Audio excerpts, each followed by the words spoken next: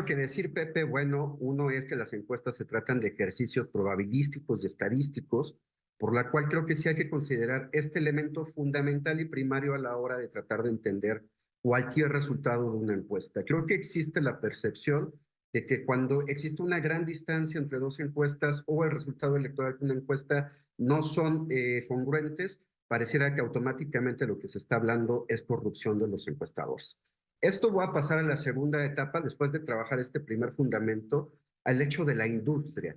En la industria, Pepe, desafortunadamente sí existen encuestadoras cuyo fin es principalmente el de propaganda y ayudar a las campañas políticas y a los políticos a establecer una agenda en la que para seguir el manual de campaña se dice que alguien está arriba y que tiene que mantener esa impresión frente a sus El votantes. presidente de la República en algún momento, cuando se refería a las encuestas que no le favorecían, en fin, ¿te acuerdas? En la campaña de 2018 hablaba de encuestas cuchareadas. ¿A qué aplicaría el término? Totalmente. Totalmente. Desde luego existen estas empresas y han aumentado debido a la demanda que existe de los políticos por tener bajo sustento alguna medición que sea favorable hacia ellos. Y esto ha aumentado en los últimos años. No es difícil observar ya a políticos que incluso ponen su propia empresa encuestadora con estos fines. Ahora bien, vamos a pasar al segundo tema, Pepe, que es la gran discrepancia que está ocurriendo entre las encuestas en este momento. Lo ejemplificaste hoy con una encuesta publicada en El Heraldo y la encuesta de Massive Caller que se publicó el día de hoy. Primero hay que decir que la principal fuente de las diferencias, me parece, tiene que ver con la metodología que se sigue, Pepe. Dentro de las empresas que presentaste, por ejemplo, la del Heraldo está compactamente establecida con respecto a otras encuestas en vivienda, cuyo seguimiento también tenemos por ahí en Oráculos. La verdad es que en este momento existe una gran congruencia entre las encuestas en vivienda. En promedio, del punto mediano de los resultados de preferencia electoral para cada una de las candidatas y el candidato, las discrepancias entre las encuestas de ese punto medio no va más allá de 5 puntos en 9 de cada 10 encuestas. Es decir, el conjunto de las encuestas de vivienda está conglomerado alrededor de algunos resultados que en este momento en promedio dan entre 22 y 23 puntos porcentuales de distancia entre la primera y la segunda lugar. Sin embargo, la encuesta de Massive Caller es muy distinta al resto y en parte es porque su metodología se trata de encuestas telefónicas con Robopol. Es muy importante enfatizar que es diferente a las encuestas telefónicas normales, tradicionales, que se han hecho ya desde varios años y que la diferencia en este momento es que se hacen llamadas a través de una grabadora en vez de una operadora humana. Es decir, una grabación le pide al encuestado que responde su teléfono que por favor a través del teclado responda la pregunta que se le va a hacer. Es principalmente la diferencia, como te podrás imaginar, los dos modos de entrevista son tan distintos que también es perfectamente factible que las dos encuestas den resultados distintos.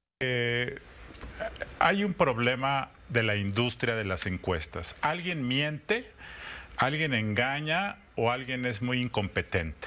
Porque no puede ser que unas encuestas den una ventaja de 30 puntos a Sheinbaum y otras encuestas den una ventaja pequeña, pero una ventaja finalmente a Xóchitl Gálvez. O sea, esa variación de 30, 25 puntos entre unas mediciones y otras me parece que es excesiva y da lugar a pensar... A la sospecha. Hay una sospecha de mentira, incompetencia o corrupción. Claro, hay un sesgo y yo creo que hay un sesgo en las encuestas en general que sobreestiman a Morena y subestiman a la oposición. Eso se vio en el Estado de México ya y yo creo que está ocurriendo porque hay un sesgo de miedo. Mucha gente no quiere decir que va a votar por la oposición por el tema de los programas sociales.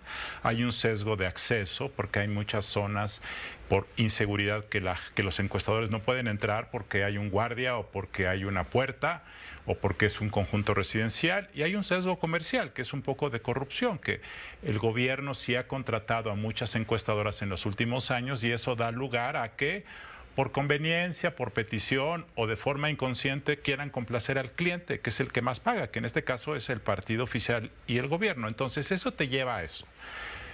Pero de cualquier manera, a pesar de esos sesgos que acabo de comentar, las diferencias son enormes. Yo creo que debe haber un ejercicio exigente de rendición de cuentas a partir del 3 de junio, porque pues va a quedar al descubierto que alguien se equivocó o alguien engañó abiertamente. ¿Qué grupo de encuestas? No lo sabemos, pero es necesario exigir, porque cada 3 años, cada elección pasa lo mismo, hay una frustración y sigue siendo el mismo ciclo, y quienes se equivocan no pagan las consecuencias, en parte porque hay muchas personas pagando encuestas, en parte porque sí son propaganda electoral.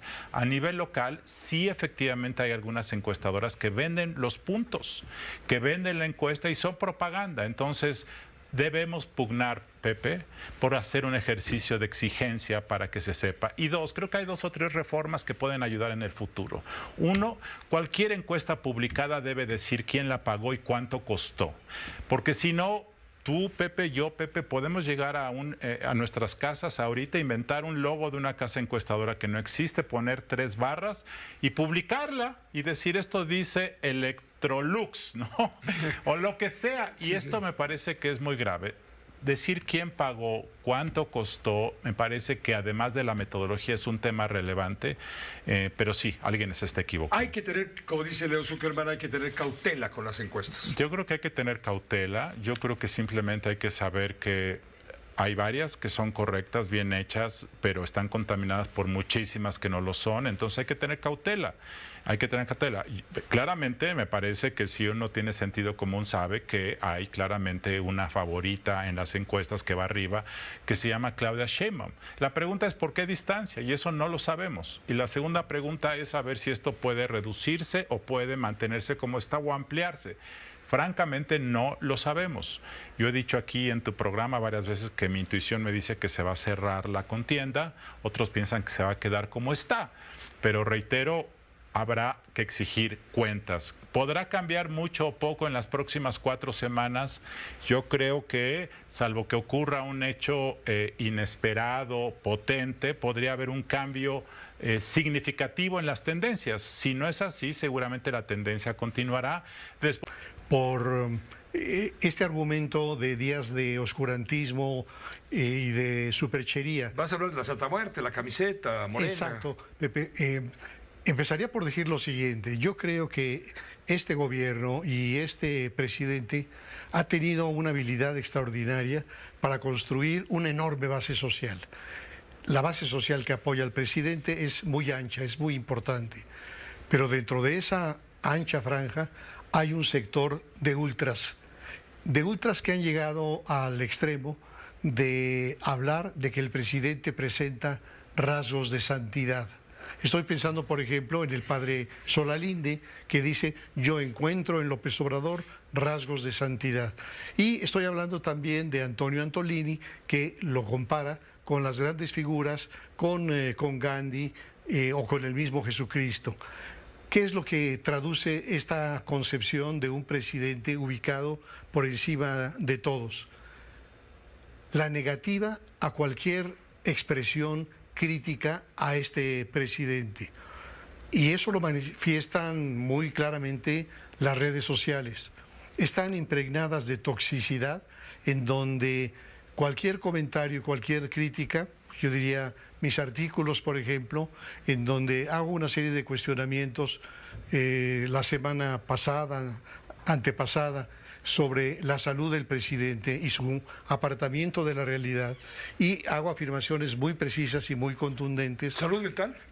¿Perdón? ¿Salud mental? Así es. Entonces, lo que yo digo es que la salud de un jefe del Ejecutivo es un tema de seguridad nacional. No solo la salud física, también la salud mental. Y entonces comento, por ejemplo, cómo este presidente puede decir que está llevando a México a una 4ª transformación. Es decir, que la transformación en curso tiene una equivalencia a la que generó Hidalgo con la independencia, Juárez con la reforma, Madero con la revolución. Es decir, hay una megalomanía evidente cuando el presidente dice que vivimos un momento estelar en la historia de México, y uno dice, maldición, un momento estelar cuando el sistema educativo está en un grave deterioro, cuando la educación no está preparando a los niños y a los jóvenes para enfrentar este mundo tecnológico, no les está dando las herramientas para el mundo global, sino todo lo contrario. Cuando hay un intento de una educación formadora de cuadros, atávica, pero también cuando vemos el caos en el sistema de salud. Cuando el último reporte sobre el COVID nos dice que hay 300,000 mexicanos que no debieron morir, pero que murieron por un mal manejo de la pandemia. Y cuando la irrupción de la delincuencia va creciendo, y es una delincuencia que extorsiona, sí, a los grandes productores de aguacate y de limón, pero también al vendedor de pollo, pero también a la tortillería. Y frente a todo eso, el presidente habla de un momento estelar y hay quien se lo cree. Ese es el contexto en el que surge esta idea de promover, a través de las redes de Morena, esa playera con la imagen de la Santa Muerte haciendo la señal de calladitos, y en donde se dice que un hombre verdadero no habla mal de López Obrador. Y claro, ¿cuál es la decodificación de ese mensaje? ¿Es simplemente una broma, es una charlatanería o es un mensaje intimidatorio?